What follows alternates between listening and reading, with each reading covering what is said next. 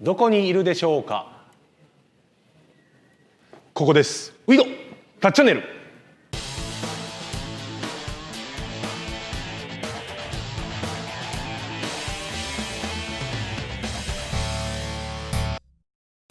こんにちは、ウィドタッチャンです。今回で53回目なんですけれども、今回はですね、18号系ハイラックスターフの、日常点検をお送りしていきたいと思います。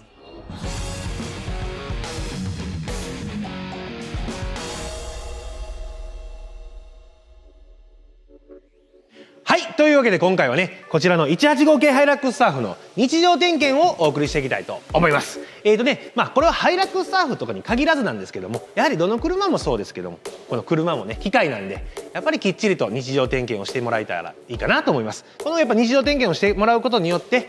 より楽しい、カーライフを送ることができますので、ぜひ皆さんこの動画を見ていただいて、自分のこの愛車をチェックしていただけたらいいかなと思います。タッチャンネル。まず最初にお届けしたいのがこちら、空気圧の方ですね。やはり空気圧もね、あれ何本入れたらいいんやろうって結構あると思います。でまずここを紹介していきたいと思いますね。こういった形でね、ウィードで履いてるようなこの大きい四駆のこういうタイヤ、このごっついタイヤはね、約 2.5 キロぐらいの空気圧を入れてください。これね、本当にガソリンスタンドとかのね、空気圧とかでもう測らせてもらえるんで、やっぱりまめに空気圧はチェックしてあげてください。やはり燃費が悪くなったり、それだけじゃなくてね、空気圧が少ないことによって運転も危なくなるんでね、きっちりとした空気圧を入れてあげてください。はい、2.5 キロでお願いします。はい、次にですね、空気圧のチェックが終わりましたら、やはりこの気になるホイールね、ナットのこの締め付け、こちらもやっぱり定期的に、チェックはしてほしいなと思います。通常ね、のタイヤでしたらだいたい締め付ける力が10キロほどで締め付けられてるんですけども、やはりこういった感じの大きいホイールとタイヤになりますので、やっぱり重さも全然違うんで、ウィードではもう少しちょっと強めのトルクで、締め付けてます。でそのトルクの強さがね、約14キロという強さでね、締め付けてます。でウィードではね、こういった形でトルクレンチっていう形でね、もう決まった、数値入れればその力で締まる、こういった形のトルクレンチで締め付けてるんですけども、一般の人ね、これはなかなか普通に持ってないと思うんで、長距離のどっかお出かけドライブ行かれる時とかの前日にね、ガソリンスタンドであったりとか近くの車の量販店さんとかでね、トルクの締め付けをチェックしてもらえたらいいかなと思います。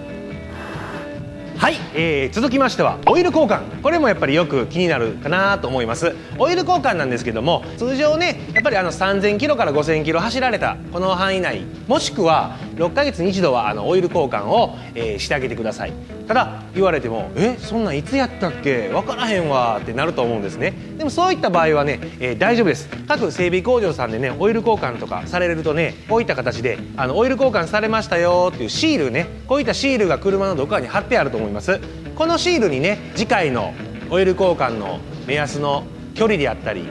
日付が書いてありますので、ぜひそちらの方をチェックして、こちらもね、きっちりとオイル交換をしてあげてください。はい、続きまして今度はこちらね、冷却水ですね。このラジエーターね、冷やす冷却水についてもやっぱりチェックしておいてください。まず冷却水のチェックポイントはこちらね、サーフでいうとここ見えますかね。ボンネット開けてもらって、バッテリーの前らへんにね、白いこういうタンクがあります。このタンクね、サブリザーバータンクっていうんですけども、このタンクのローとハイってこうメモリがあるんで、その間に冷却水がね入ってるようにしておいてください。あまりねこれ入れすぎるとね、吹きこぼれる恐れもありますので、その辺は入れすぎないように注意してください。あと、入れたけども定期的にチェックして、ゴボゴボゴボって結構な勢いで、冷却水が減ってるってこうなったらね、やはりどっかから冷却水が漏れてる恐れがありますので、そのまま走っちゃうと冷却水ねなくなっちゃって、エンジン冷ませなくてね、エンジンが死んじゃう、オーバーヒートしちゃうんで、そうなったらもう車ダメになるんで、そういった場合が見られた場合はね、至急お近くのね整備工場で、見ていただきたいと思います。はい、続きましてはね、こちら、ボンネット開けたところのね、この奥側にあるこのタンク、これ、ね、ブレーキオイルのタンクなんですけども、こちらのブレーキオイルのタンクもそんなに減ることないと思うんですけども、ここもやっぱり量が減ってないかっていうのもやっぱり日常のチェック項目に入れといていただければいいかなと思います。これね本当に減ってきてなくなってくるとサイドブレーキのチェックランプがメーターについてもうずっとつきっぱなしになるんで、サイドブレーキ下ろしてもつきっぱなし、あれと思った時はこのブレーキオイルが減ってるかなと思いますので、このブレーキオイルの方もチェックお願いします。はい、続きましてはこちら、ボンネット開けるとこの前の方にあるこのね2ついたやつね、ウォッシャー液ですね。よくあるワイパーウィーンウィーンの時にシャーのねシャーのウォッシャー液、このウォッシャー液もやはりきっちり入ってるかなっていうのを見といてください。やはりね遠出されて、フロントガラス汚れちゃってウォッシャー液いざかけようと出なかった、視界不良で危ないんでね、やはりこのウォッシャー液もきっちりとチェックしてください。お願いします。はい、先ほど紹介させてもらいました冷却水、ブレーキオイル、ウ